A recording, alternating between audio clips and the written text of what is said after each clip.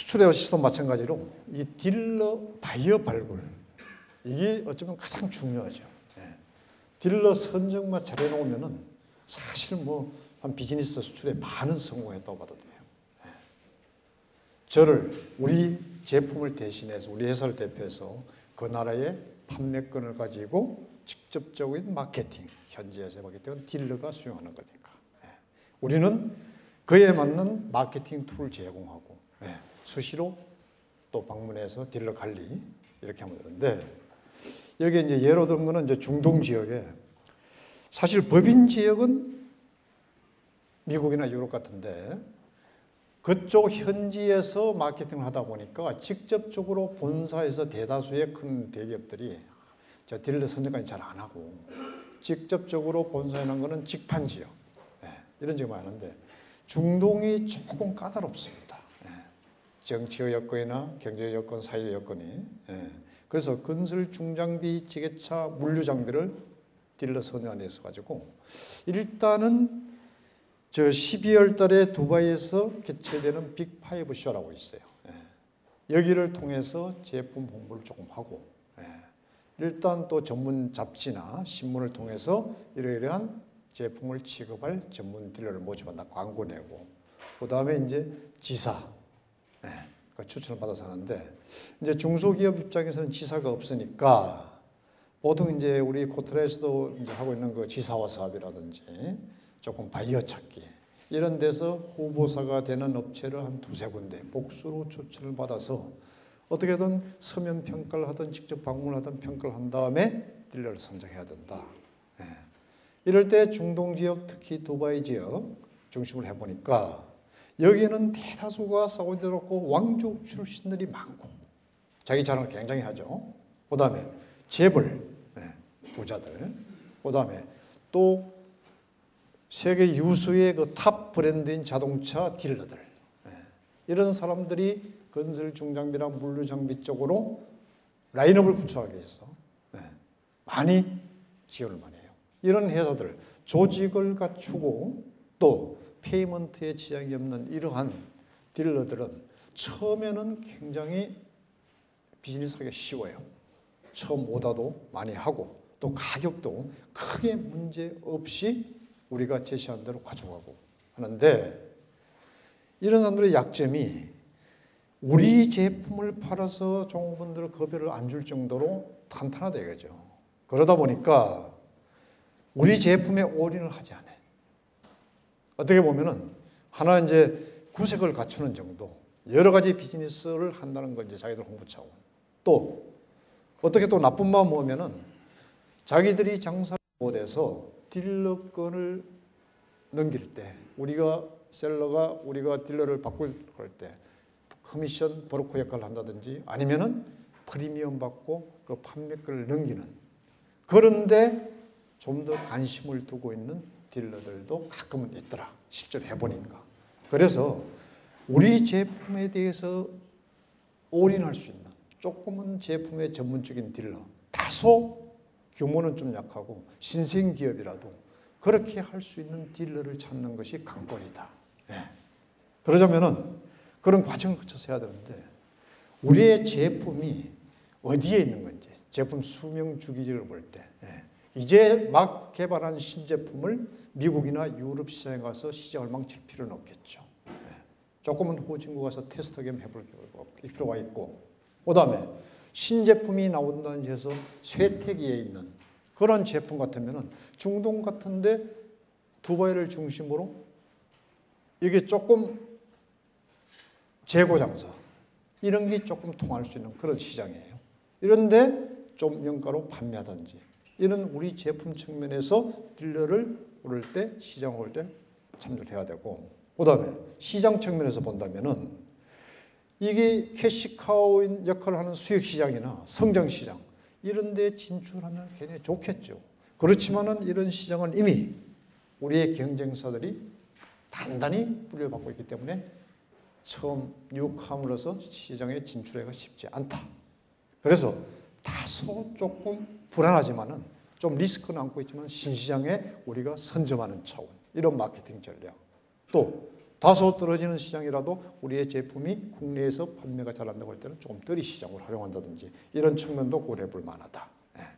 그렇다면 유통 측면에서는 대다수가 중장기적으로 볼 때 단타로 끝나지 않은 그런 바이어, 딜러를 찾을 때는 이제 딜러십, 디스트리뷰터십, 어그리먼트를 체결해서 하고, 그 다음에 공공 부문에 직접적으로 카스터머하고 거래하는 경우, 이런 경우는 이제 엔드 유저한테 직접적으로 하는 거죠. 예.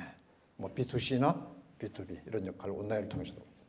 그 다음에 어제도 잠깐 말씀드렸습니다만은 수출을 내가 직접적으로 대다수는 이제 하겠죠. 그렇지만은 원할 여건이 원활치 않을 경우에는 간접적으로 할 수도 있고, 또 지금은 이제 무역협회에서 관리를 하고 있습니다만은 전문 무역상사, 예, 과거에 종합상사 역할을 하는, 예, 그런 제도도 있으니까 활용하시고, OEM, ODM.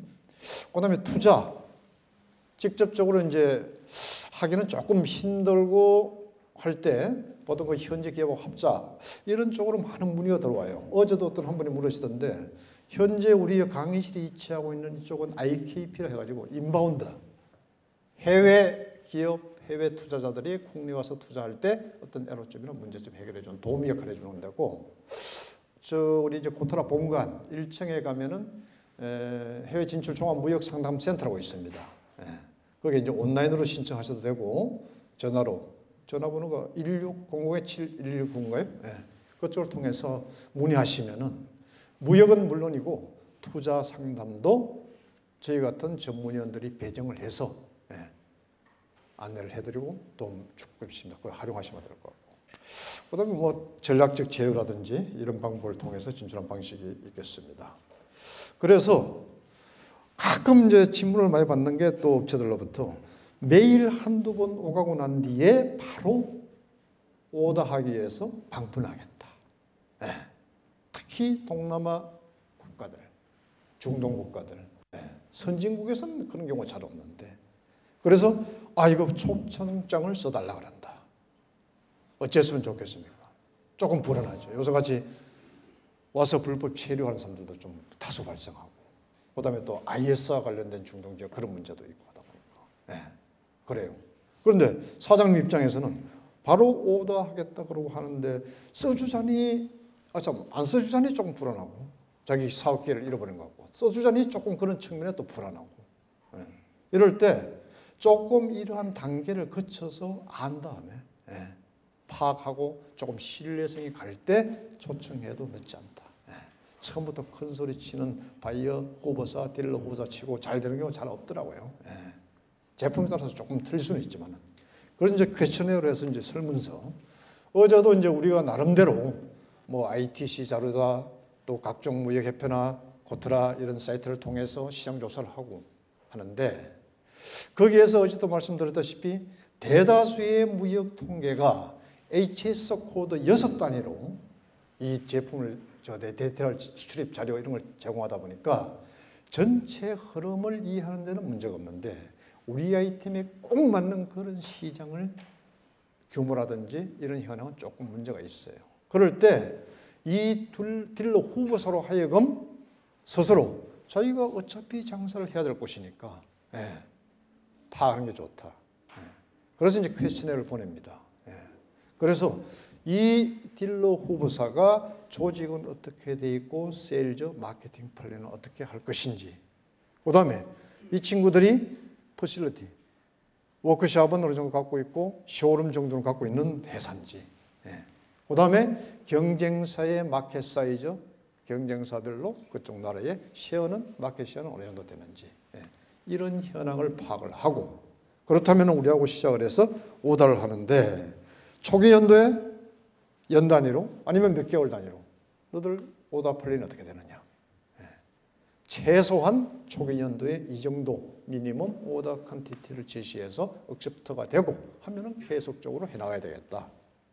그 다음에 유통 측면에서 너희들이 딜러면서 그 나라의 디스트리뷰터 역할도 할 것이니까 서버 딜러망은 어떻게 되어 있는지, 아니면 자체 네트워크를 가지고 소비자 담당까지 할 수 있는 건지, 광고 플랜, 어떻게 해서 우리 제품을 처음 론칭해서 우리 제품 브랜드를 알리는데 어떻게 해서 너희들이 알리고 영업을 할 것이냐.